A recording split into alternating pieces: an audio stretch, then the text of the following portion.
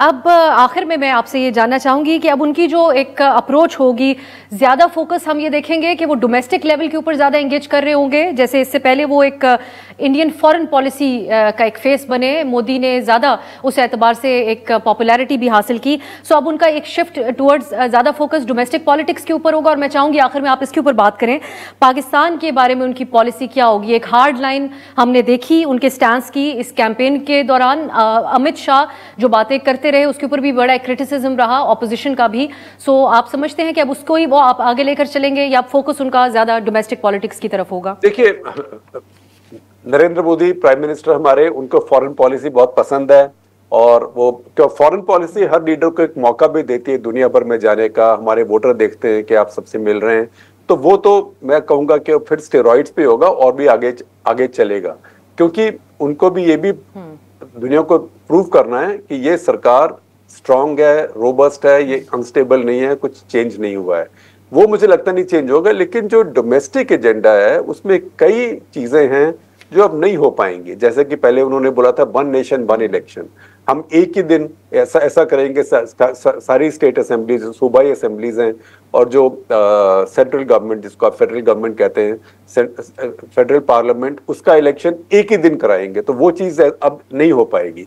जैसे हमारे यहाँ था कि डिलिमिटेशन ऑफ कॉन्स्टिट्यूएंसीज होगी, पहले सेंसस होगी, फिर डिलिमिटेशन ऑफ कॉन्स्टिट्यूएंसीज, ऐसी चीजें अभी नहीं हो पाएंगी।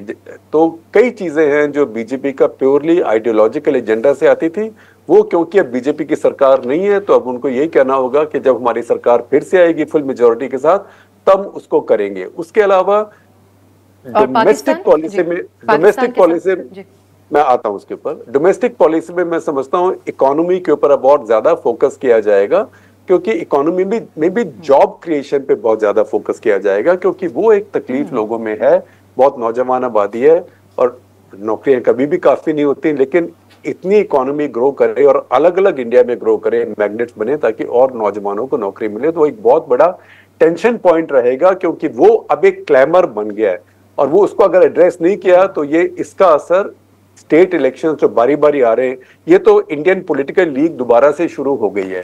आप सोचें कि जैसे कोई क्रिकेट लीग में हर 2-4 दिन के बाद एक और मैच होता है, या हर 2-4 महीने के बाद एक इलेक्शन होने वाला है। तो ये जॉबलेसनेस एक बहुत बड़ा इशू है। पाकिस्तान के बारे में अभी तक बहुत इम्पोर्टेंट, ये उठा जी मोदी जी ने शुरू किया था। पहले नवाज शरीफ जी को बुलाया था अपनी स्वेरिंग इन पे, फिर अचानक गए भी थे उनसे मिलने के लिए, उसके बाद पठानकोट में अटैक हो गया। तो भारत में ये सोचना है कि जब भी भारत और पाकिस्तान में कुछ अच्छा होने लगता है, और ये भी होता है कि कई बार जो पाकिस्तान में जो चुनी हुई सरकार होती है वो भी कुछ अच्छा करना चाहती है। जैसे 2007-8 तक लग रहा था कि जो बैक चैनल से बातचीत चल रही थी, जिसके बारे में लोगों ने बाद में किताबें भी लिखी हैं, उस टाइम हमारी तरफ से सती लांबा थे, उनकी भी ऑटोबायोग्राफी उनकी वाइफ ने पूरी करवाई है उनके अनफॉर्चुनेट डेथ के बाद। तो ये था कि बहुत नजदीक दोनों मुल्क आ रहे थे, तो अचानक 26/11 हो गया। इसमें फिर मोदी जी गए और नवाज शरीफ के साथ अच्छी बात चल रही थी, और उसके साथ सडनली पठानकोट में अटैक हो गया। उसके आपने बड़ी अहम बात पॉइंट आउट की शेखर। मुझे यहाँ पे क्योंकि क्लोज करना है, मैं आपकी इस बात के ऊपर आगे बढ़ूंगी। जी आप अगर क्विकली चले कंक्लूड कर लें आप। मैं आपको ये पॉइंट कंप्लीट कर दूं कि लाहौर डिक्लेरेशन साइन हुआ जनवरी 99 में, तब कारगिल हुआ, जो बात अभी नवाज शरीफ साहब ने खुद भी कही। लेकिन मैं ये जानता हूं कि नवाज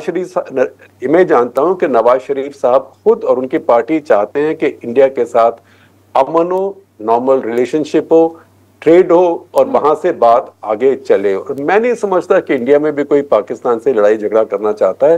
तो इंडिया में इस बात की इंतजार की जाएगी कि पाकिस्तान में स्टेबिलिटी हो और लगे कि वहां की सरकार अभी कंट्रोल में है, और ये भी समझ आए कि वहां पे आर्मी का व्यू क्या है। तो ये सारी बातें अनसर्टेन है। ये 15 साल तक कोई पॉलिसी वो बिल्कुल ही फ्रोजन रहे, ऐसा आमतौर पे होता नहीं है। तो कुछ ना कुछ चेंज तो हमें नजर आएगी, खास करके नवाज शरीफ पे आप कहते हैं कुछ ना कुछ जरूर हो सकता है।